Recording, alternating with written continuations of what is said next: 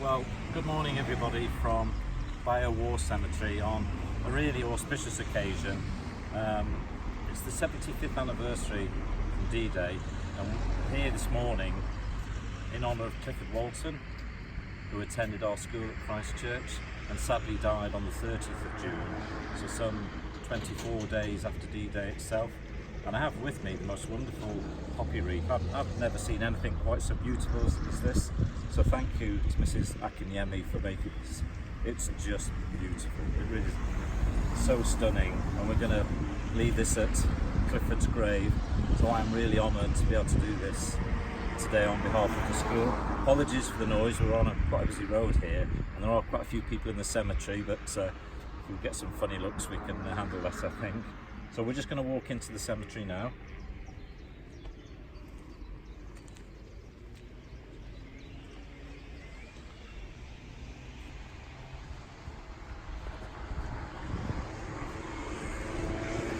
Just as you walk into the cemetery, like all of these, as sad it is, obviously, that we're remembering one of our lost who went to our school. The truth is they are almost like beautiful parks. They look after these places so fantastically. And if you just look at some of the graves, just look at the beautiful flowers, just how wonderfully they're looked after. It's a great way to remember these soldiers. And we do say we'll never forget them, and I think this just demonstrates that. Okay, we're now just going to walk up to the Stone of Remembrance.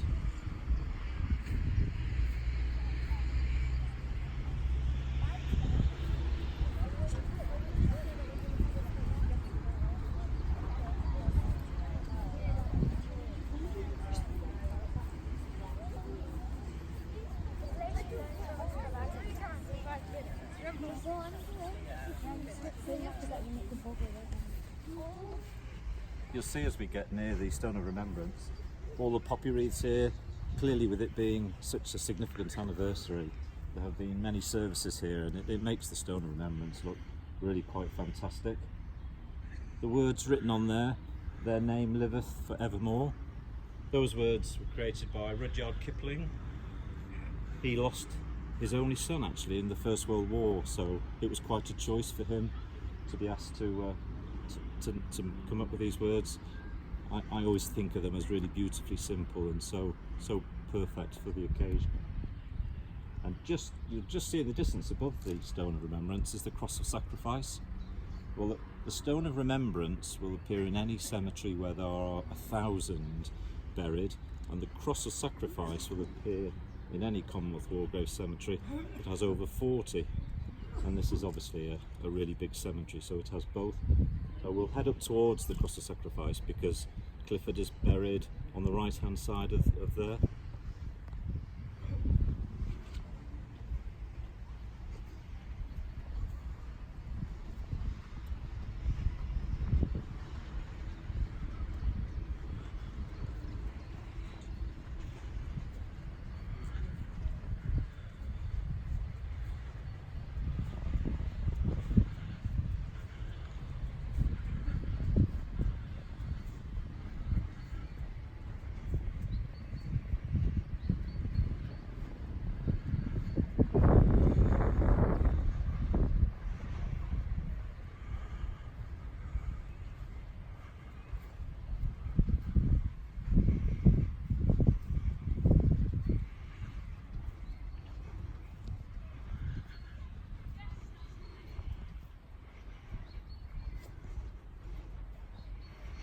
Just as we're walking up towards the Cross of Sacrifice,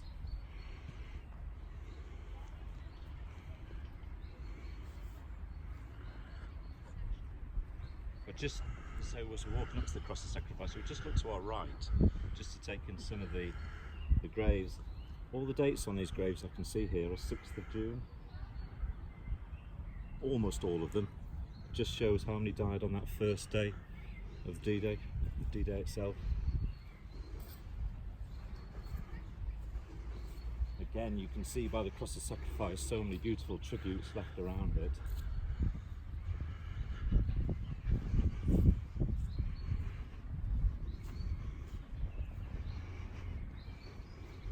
The cross of sacrifice they're always really beautiful things, as I said, and the cross signifies the loss and the prayer that we offer for our lost soldier. In our case it's Clifford, so we offer our prayers for him. But within the cross there is a bronze dagger that's faced downwards, and that's to signify the end of battle. Traditionally at the end of battle a soldier would put the sword into the ground, and it was time to say battle over and mourn the losses. So there's actually two things contained within the cross itself and the bronze sword. Also, you can see the cross of sacrifice is some distance from the graves, and that's done deliberately. No cemetery will have the sun creating a shadow from the cross onto the graves themselves, so they're very particular about the location of the cross, which I think is a lovely sign of respect to the lost. Now we're going to find Clifford's grave, which I think is just over on the right hand side as we're walking out from the cross.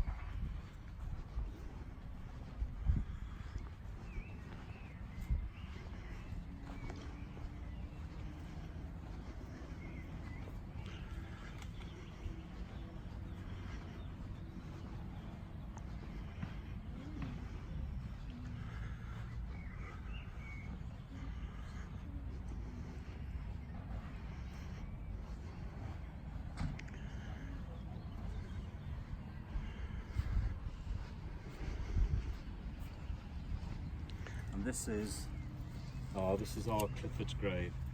Clifford Walton, who went to our school, Christ Church Primary School. There he is, Royal Scots Greys, Royal Armoured Corps, died on the 30th of June 1944, aged just 19, and his parents wrote underneath, they put these words on the headstone: "Safe in the arms of Jesus, sweetly thy soul shall rest." It's really such an honour to be here. I'm the lucky one really to do this on your behalf. I kind of almost don't want to, it's been such a friend to me, this wonderful wreath, but this is fitting home for such a wonderful tribute. I can honestly say there is no wreath in this entire cemetery as wonderful as this. I really do mean that. So I think it's time now to lay it by Clifford's grave.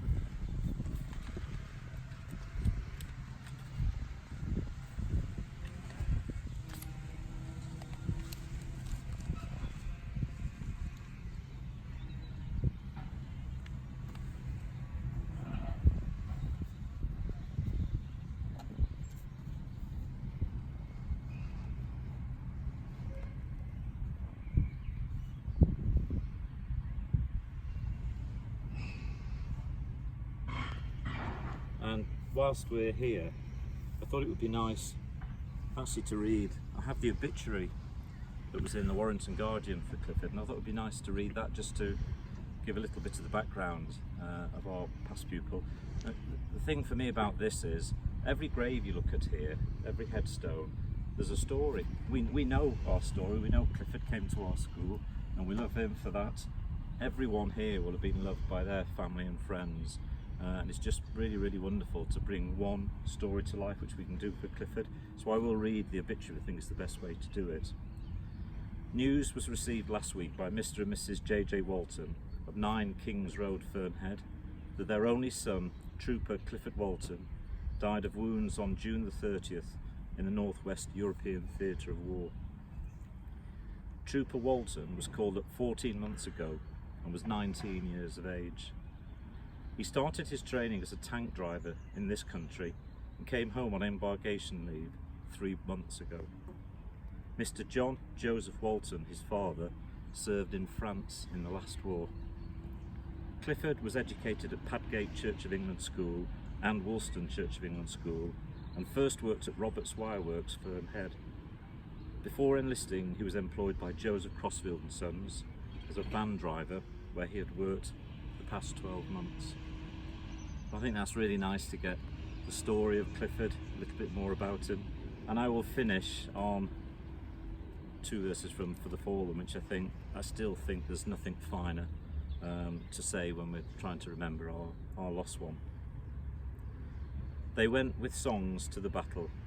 They were young, straight of limb, true of eye, steady and aglow. They were staunch to the end against odds uncounted.